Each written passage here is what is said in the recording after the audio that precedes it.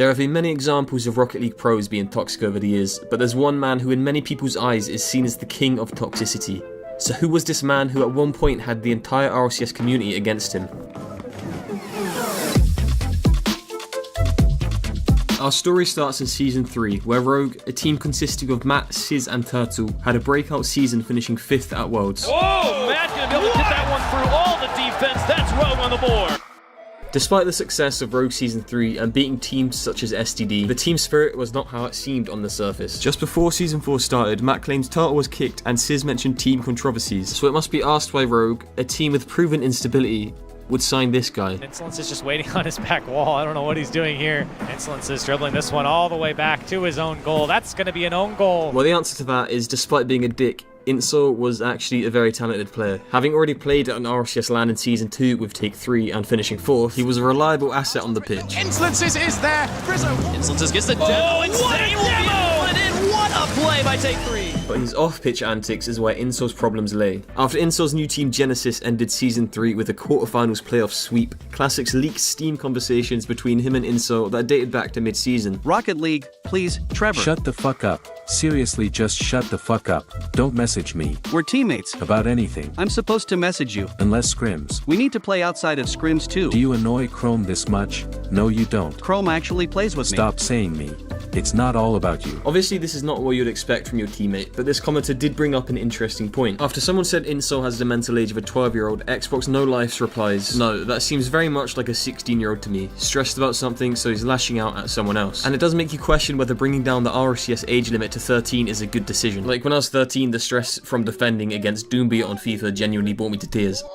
Anyway, when Season 4 started, a few people were expecting Rogue to go down in the fire and flames like Genesis, but all things considered, it was a fairly uneventful season, and it was deja vu for Insol, getting swept 4-0 in playoffs to be denied a spot at LAN. The season ended, Matt left Rogue, and that was that. Speaking of which, what actually happened to Matt?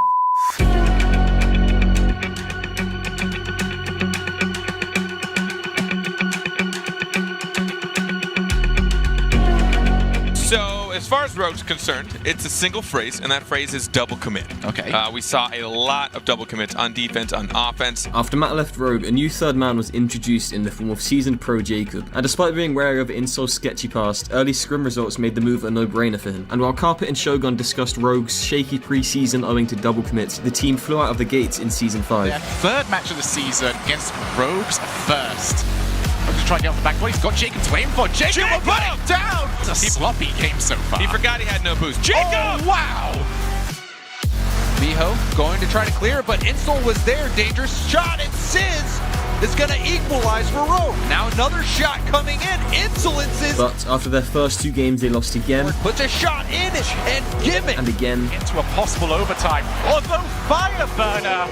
And again. Now another chance. Classics. He's just going to bully his way through a 2-goal lead. So what caused this sudden downturn in form for Rogue? These losses came after Jacob noted a change in Insol's mentality after Rogue's first 2 wins, saying his hours dropped as low as 15 through the 3rd week of league play. And Jacob added that Insol was avoiding set scrims and talking to them as little as possible, which is reminiscent of his past behaviour on Genesis. So Jacob and Sizz went as far as rearranging their schedules to accommodate Insols for scrims, but this still didn't change his behaviour. This led to the team threatening to use their sub Red, causing Insol to up his hours from 15 to 30, which is still nowhere near enough to properly compete in RLCS. And when your hours playing with your team are as low as that, your team synergy will always be off, leading to viewers getting treated to double commit after double commit. And you stop it now, look where Raheem Sterling is there. Is this another double commit that we see? 2 in there, yes. Sizz and Jacob. Look at Insolences here, both him and Sizz going up. I don't think they're quite aware. This could be a big opportunity. Matt tries to get up there, but once again shut down. However, Rogue's early season form led Insol to his 3rd playoffs in a row. And also his 3rd playoffs loss in a row. And to make it worse for Insol, the playoffs loss happened to be against his old teammates Classics and Chrome, and you can't say he didn't deserve it. And EG secure the win, and they will be going to the World Championship.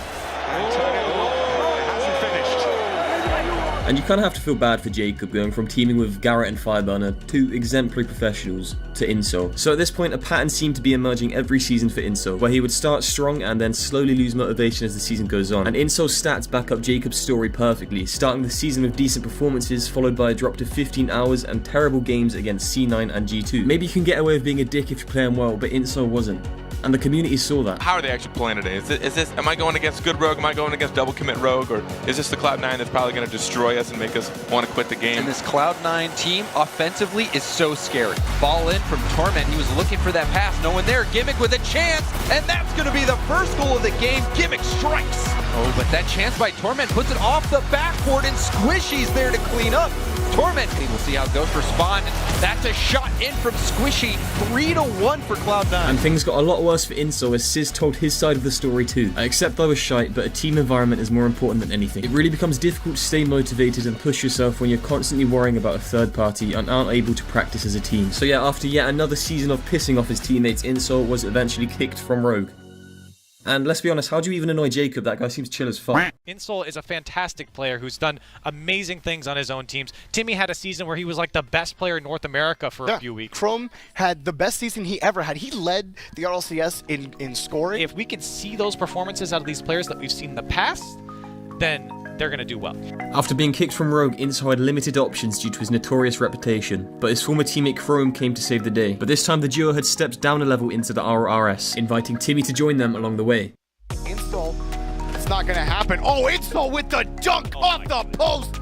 And I would say what you're all thinking about Chrome's decision to rejoin with Inso, but I'll let Sky Blue sum up for you. Imagine thinking Inso wouldn't be a piece of shit after everyone who played with him said he was a piece of shit. And to be fair to Chrome, I don't think he was expecting much. In fact, he even said he went as far as tweeting Inso isn't even that toxic at the start of the season. And he later stated that the reasoning behind this was to trick Inso into a positive mindset. Imagine having that little faith in your teammate. But to everybody's surprise, Inso turned his ways around, realized the error of his ways, and went on to become a well-respected member of this community. I'm not playing with that emotionally unstable, pothead, high horse, dumbass ever again. Chrome. After a season of 2 wins and 5 losses in RLRS, it seemed that Chrome's patience had run out with Inso, and I'm not sure exactly what happened between the team this time, and it's impossible to say just how bad of a teammate Inso was. But when 2 of your teammates, Chrome and Timmy, immediately retire at the end of the season, that probably says enough. But I guess karma eventually always plays out, as Chrome and Sizz, some of his past teammates, are both experiencing long and successful careers as coaches, while Inso had done irreversible damage to his reputation. And I guess we should have all seen this coming when his first team was called Team Cancer, and his name literally means rude and disrespectful. Nobody's really heard from Inso in some time, and all I could find was that Inso's Twitter profile has been inactive for 2 years. But he made one more indirect contribution towards the Rocket League community, and it is one of the most iconic moments in RLCS history. Squishy started just coming at the whole team, calling us cringe and sad. Not just gonna let him come at us without saying something back. You're such a child, it's insane to me. You can say it after we win. Hey man, I'd trash talk you, but I'm afraid your dad is gonna threaten to murder me like he did too. Insult. Like, I'm not sticking up for First Killer's dad here, but making this whole video has made it a little bit more understandable as to where he was coming from. At the end of the day, Insol could have had an extremely successful career in many people's eyes, but he will always be known as the most toxic Rocket League pro. And the guy that First Killer's dad wants to kill.